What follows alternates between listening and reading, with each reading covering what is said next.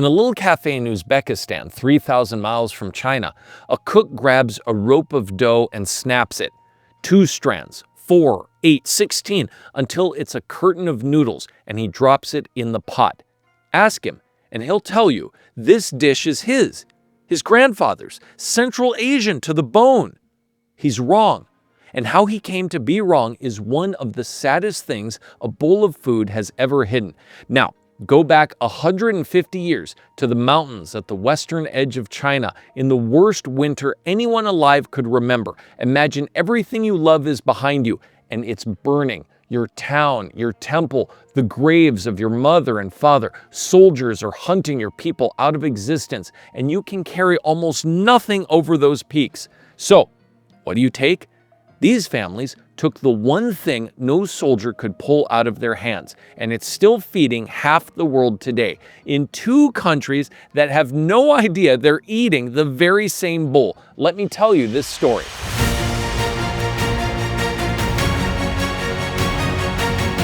Start in the northwest of China, Gansu province, a long, thin corridor of desert and mountain that, for 2,000 years, funneled the whole Silk Road through one narrow throat.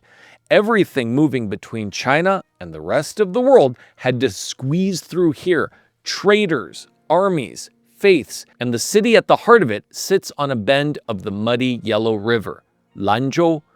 The people we're following are the Hui, Chinese Muslims, Chinese in tongue and blood, Muslim in faith. For centuries, they lived right here at the crossroads of the world, where the camel caravans came in off the desert and the call to prayer went out over the rooftops that looked, in every other way, like any town in China. And out of that crossroads, they made something. Not a monument, not an empire, a bowl of noodles. Now, I know how that sounds. Stay with me, because this bowl is the whole story. Watch a Lanzhou master make it. He takes a single rope of dough and he pulls. He folds it and snaps it against the hard board, a hard, flat crack you can hear across the room, and he pulls again. And every pull doubles the strands. 2, 4, 8, 16, 32, 62. A fistful of dough becomes a curtain of threads, thin as string, and not one of them are torn. No machine anywhere, just his hands and the muscle memory his father handed down, and his father before him. A boy in one of these shops spends years just learning to pull before he's ever allowed to sell a bowl. It's closer to a prayer than cooking. And there's a code. A proper Lanzhou bowl has to show 5 colors, and every cook knows them by heart. Clear broth, white radish, red chili, green herbs, and the yellow of the pulled noodle. Clear, white, red, green, yellow. Get one wrong, and you haven't just made a bad soup, you've gotten the whole thing wrong. The story goes that a Hui cook named Ma Baozi fixed this code in place a little over 100 years ago and tied it forever to his city and his people. So picture that, a people who took a bowl of noodles and turned it into a signature, a pride, almost a prayer. Now, take their country away. In the middle of the 1800s, the Northwest tears itself apart. It begins as one community turning on another. Old wounds, local fights, faith against faith, and it swells into a long, brutal uprising against the Qing dynasty that ruled China. And when the dynasty answers, it answers with fire. The whole regions are emptied. This isn't a war with a front line. It's the kind where being born the wrong thing is enough. And when the killing turns towards the Hui, they run west, toward the only direction left open. Ahead of them stand the Tian Shan, the heavenly mountains, and they cross them in the winter of 1877 into 1878, one of the cruelest anyone could remember. Picture it, families on foot, elders and babies over high passes where the air thins and the wind cuts straight through whatever you're wearing. Snow that doesn't forgive you. You burn what you can't carry and you keep walking because what is behind you is even worse. Many of them don't come down the other side. They lie down in the white snow and don't get up. Of everyone who sets out, only a few thousand make it through, the largest group following a leader named Bai Yanhu, stumbling at last, half-starved, into a Russian frontier that will one day be called Kazakhstan and Kyrgyzstan. And here's where the bowl comes back, because on the other side of those mountains, the old recipe can't survive. Not as it was.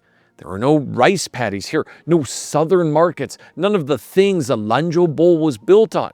So it changes.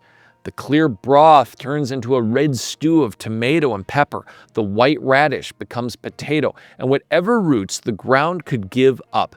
The green herbs become cumin and coriander and dill, the smells of a whole new world. 4 of the 5 colors bend. 4 of them mutate just to stay alive. But not the 5th. The pull of the noodle, the fold, the snap, the doubling in the hands, that does not change. It can't be improved, and it won't be let go. On a foreign step with a foreign broth in a country that barely wants them, these families sit down and pull the exact same noodle their grandfathers pulled on the Yellow River. It's the one thing they carried out whole. If a hunted people smuggling their entire homeland out of a country inside a bowl of noodles isn't worth a subscribe, I don't know what is. Stick with me because of where this noodle goes next. And there, on the far side of the mountains, the dish gets a new name. They call it Lagman. And to this day, linguists trace that word straight back to the Chinese the refugees carried with them. Lāmiàn, pulled noodle. Now, they argue about the exact path the word took. They don't argue about where it came from. The people had been scattered. The bowl kept them one. So, stand back in Lanzhou at the bend in the river and watch this noodle leave in 2 directions. Go east. Over a century, the pulled noodle travels out of China, across the sea to Japan, and becomes something the whole world would come to know by another name entirely: ramen. The bowl in the instant noodle aisle, the bowl eaten in a college dorm at 2 a.m.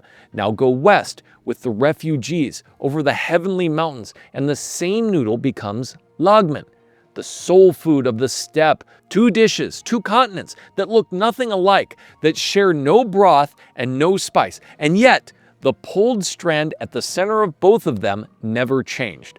Which means the foreign noodle in that Uzbek cafe, the one the cook swears up and down is his grandfather's, is one of the closest things left on this earth to the original bowl a hunted people carried over the mountains to save it.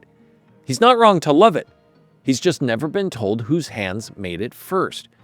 Those refugees have a name now, the Donggan, also called Dungan. And their great-great-grandchildren still live in those same mountain valleys, in towns like Mansachi and Irdik. They still farm, they still pray, and they still speak a kind of northwestern Chinese, the dialect of Gansu, frozen at the exact moment their ancestors fled. Talk to an old Dungan farmer today, and you're hearing more or less how people talked in that corridor 150 years ago. A whole language, kept like the recipe, carried over a border, never put down. Think about what actually happened here. An empire set out to erase a people. It burned their towns, redrew their borders, scattered their families to countries that didn't even exist yet. And it very nearly won.